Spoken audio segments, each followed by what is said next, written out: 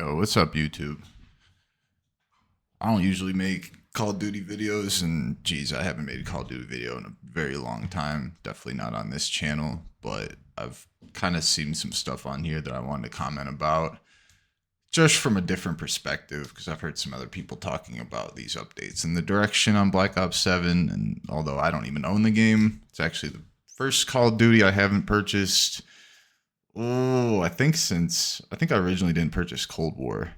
But yeah, I've bought every other Call of Duty and played them all, played competitively, played wagers, played semi-professionally, and then with IW kind of gave that up as I saw where the trend was going. So that's kind of my background on this.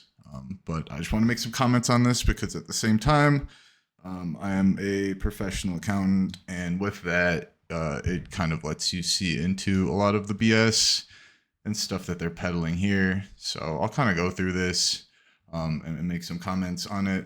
So first off, thank you for all the feedback we received. Kind of tongue in cheek. I'm sure all the feedback has been at least mostly bad. So they acknowledge it, but don't say what it was. Pretty typical marketing lingo there. Call of Duty has enjoyed long-standing success because of all of you, a passionate community that demands excellence and deserves nothing less. Probably a little tongue-in-cheek here, but I would say definitely the expectations, I think when they're jumbled around between, the old classic CoD fans that just want arcadey shooter, the milsim fans who, I don't know why you're playing this game if you're a milsim fan, but more power to you, Warzone BR people, zombies players, just casual players and all of that. Basically saying that, everybody wants their ideal version of the game, and you can't give everybody their ideal version of the game without giving, 5 separate games or whatever. And then even between the casuals and, the hardcore old COD sweats, skill-based matchmaking and all of that. But I think we'll get into that in a bit. So we also know that for some of you, the franchise has not met your expectations fully. Them just kind of leveling. Be very clear, we know what you expect, and rest assured we will deliver and over-deliver on those expectations as we move forward. Probably something in there from the line of like, this one's actually really underperforming all the other CODs, and kind of with that, it's almost their way of saying, like, we really need to get our act together, otherwise this can't go on any longer. So I'm, they didn't exactly say that, but, All right. With respect to Black Ops 7, we set our sights to deliver a spiritual successor to Black Ops 2. Once again, I haven't played the game. I've seen a lot of gameplay from, YouTubers like Jev, and then also from, some of my friends who still stream it and play it. Multiplayer looks good, but, once again, it's COD, the same thing every year.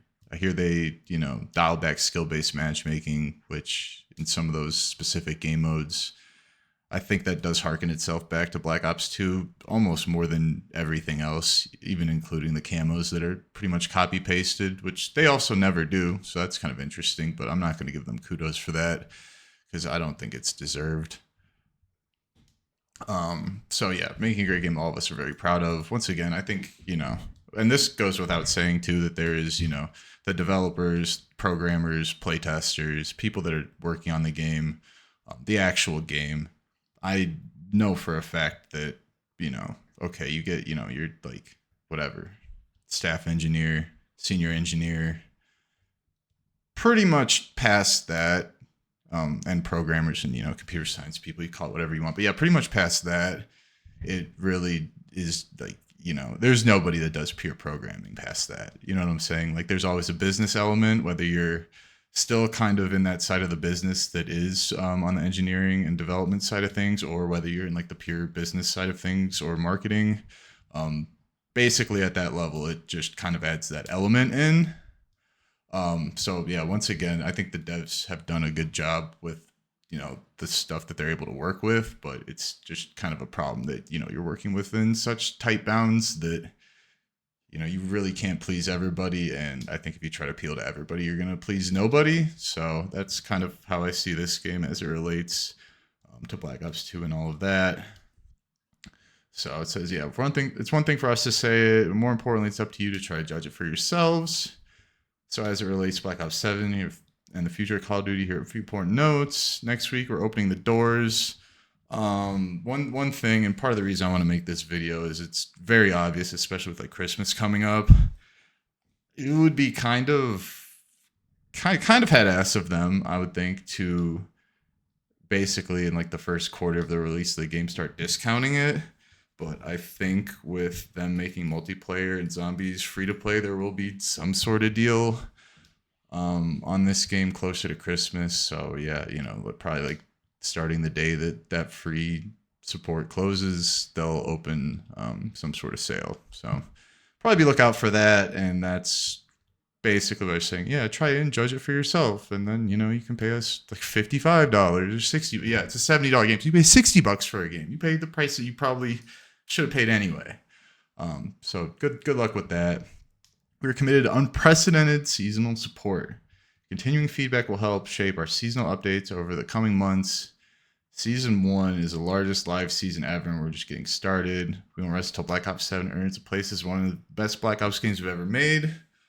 Good on them. I mean, maybe, tone at the top, right? You release the game, lots of business people are involved, but then basically after that, I think they kind of not slink back into their holes so much as just prepare with forecasting and stuff for maybe the next year. So I'm thinking, and this is kind of standard for other CODs that were released really, really crappy, all the way back to like MW19 through all of those like COVID games that were really forgettable. I hopped on and would play with friends, casually play Search and Destroy, Search and Rescue from time to time. But past that, I never really got into it too much. So yeah, basically, get back to the point here is the devs probably have more leeway as the season updates go on, and they can kind of tweak the game from within the bounds that are tweakable. You're working off of a development engine, and so kind of whatever you can do with what you have and all the assets and stuff in there is probably what they're looking to improve on. So I think that's probably factual. Like, I'm not here to just hate on Activision Blizzard 100% because there's a lot of good people that work there. But as far as making Black Ops 7 one of the best Black Ops games, I mean, I don't even think it'll sit top 50%. Black Ops 2, goated. No.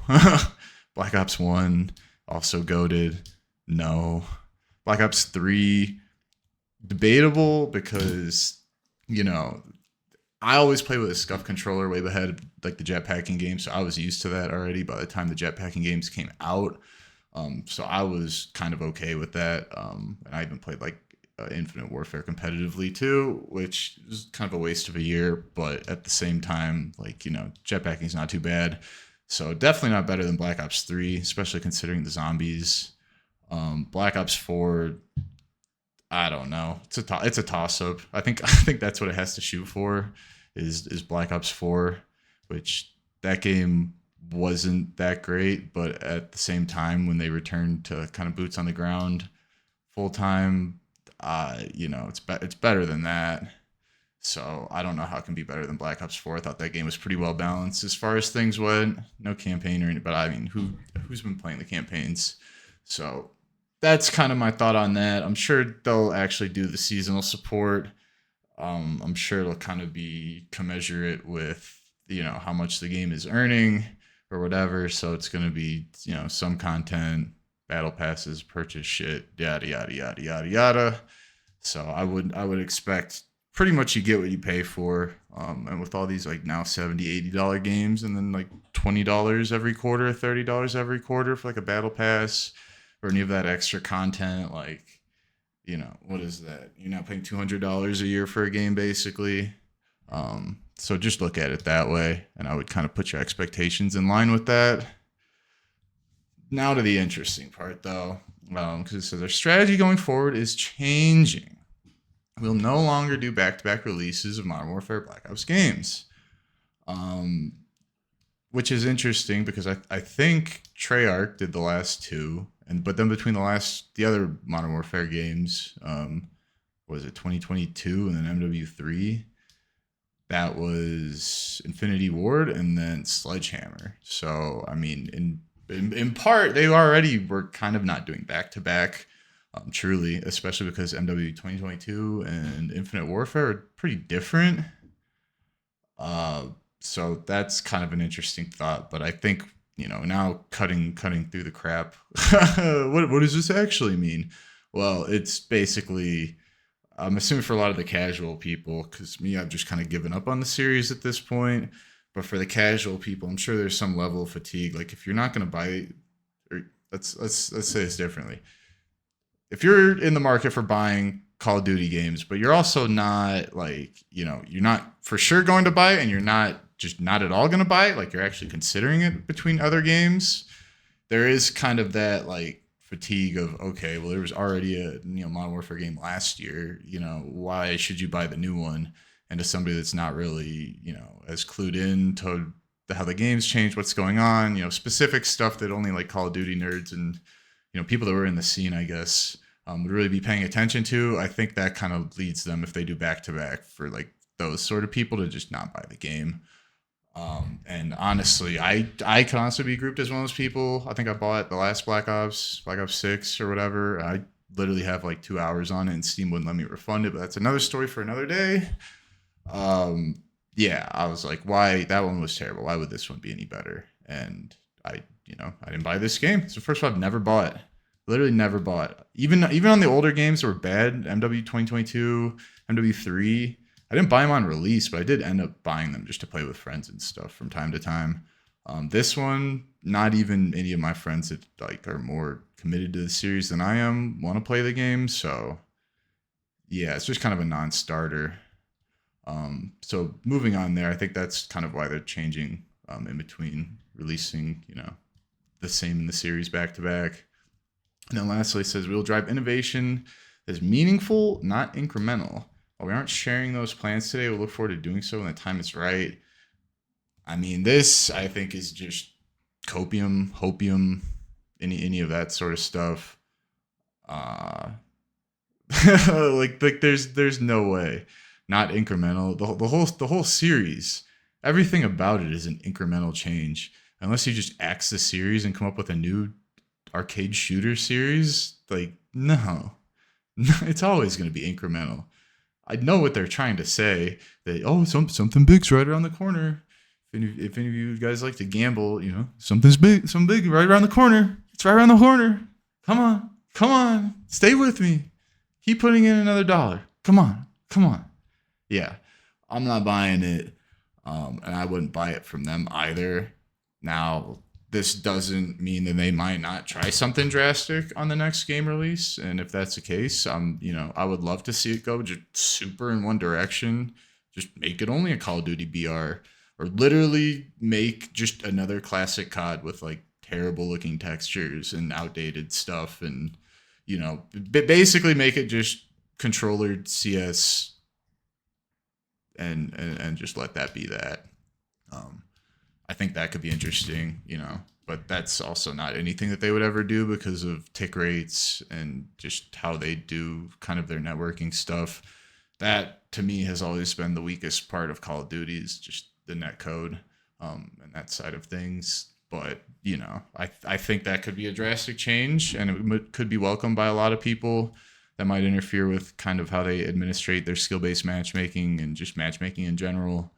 So once again, I wouldn't really expect that to happen because I think by the time any drastic of a change like that was going to be made, it would be, definitely lots of models and analysis going on from the business side of things, where, one of them would tell you, oh, percentage or whatever is, basically people don't want that because there's more shitters than there are good players. So you would be, pleasing a minority by doing that. So there's that. And I guess just to finish it off, to be clear, the future of Call of Duty is very strong. We believe our best days are ahead of us. That, given the depth and talent of our development teams, okay, whatever. They are talented for sure. Some of the smartest people in the United States, definitely working there and working on their stuff. No shade whatsoever. Like I definitely know the people who work on that are like Google, Facebook, and those smarter people for sure. definitely talented people. What I have an issue to pick with, just them saying the future of Call of Duty is very strong, is like that's the most. You could just take that the complete opposite way, and just read it like that. Like the future is looking very bleak, and we believe our days are numbered, perhaps. And so we're really trying to at least signal that we're turning the ship around, and then based on whatever interest that garners, they might actually do it. So kind of the thought here is, with this, free weekend and a sale, maybe it'll turn things around. Maybe they'll be able to parlay that into making a better game for the next game if they can. I think it's clear enough at this point that they can't just sell a bunch more of this game somehow by using like marketing or sales or whatever, and then turn around and make another game exactly like this next year. I think they know that isn't going to work, so I think they'll still change things, but I think this is kind of the route that they're trying to go. Salvage what you can and then do something different next year and hope that it's an absolute banger. And it says, we've been building the next era of Call of Duty, and it will deliver precisely on what you want, along with some surprises that push the franchise and genre forward. Once again, like I said, there's like 4 or 5 groups of people to please, and more subgroups and stuff within that. So I know for a fact it's like precisely on what you want, like like that's just the community hoe, man. That's what they tell everybody. She's gonna give you exactly what you want, and the dude next, and the dude after. Like, come on, bro, you got to be smarter than that. So yeah, look forward to welcoming you and listening to you moving forward together. Once again, just more cope. So I'm not super excited. I just thought this was an interesting one to go off of because, I guess in my work and personal life, with kind of how the economy and AI bubbly situation is going, I've been hearing a lot of this lingo anyway.